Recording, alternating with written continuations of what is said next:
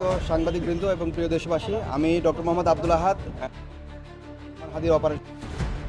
টিমের একজন সদস্য এবং সদস্য সচিব, ন্যাশনাল হেলথ অ্যালায়েন্স এনসিপির। মেডিকেল বোর্ড হয়েছে কিছুক্ষণ আগে।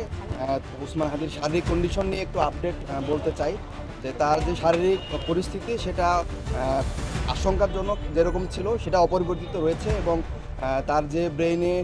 ইনজুরি ছিল, আমরা ঢাকা মেডিকেল কলেজে অপারেশন করেছিলাম এবং আজকে সকালে তার রিপিট সিটি স্ক্যান হয়েছে এবং সিটি স্ক্যানে আমরা দেখেছি যে সেটা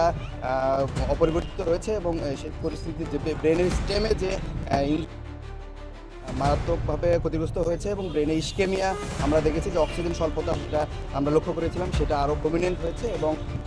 ব্রেনে জায়গাতে তার ম্যাসিভ ব্লাড ট্রান্সফিউশনের জন্য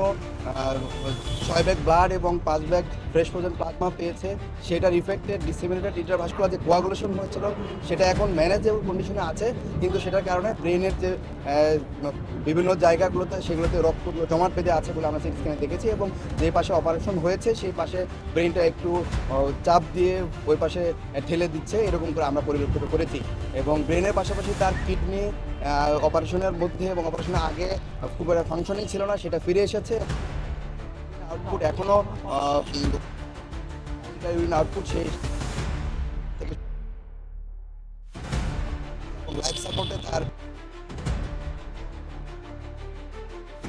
থাকার কারণে ড্রেন টিউবটাও অপরিবর্তিতভাবে রাখা হয়েছে এবং তার যে আদার অর্গানগুলো সেগুলো লাইফ সাপোর্টের মধ্যে। এখন আপনারা দেশবাসী সবাই তার জন্য দোয়া করবেন এবং আমরা বলতে চাই যে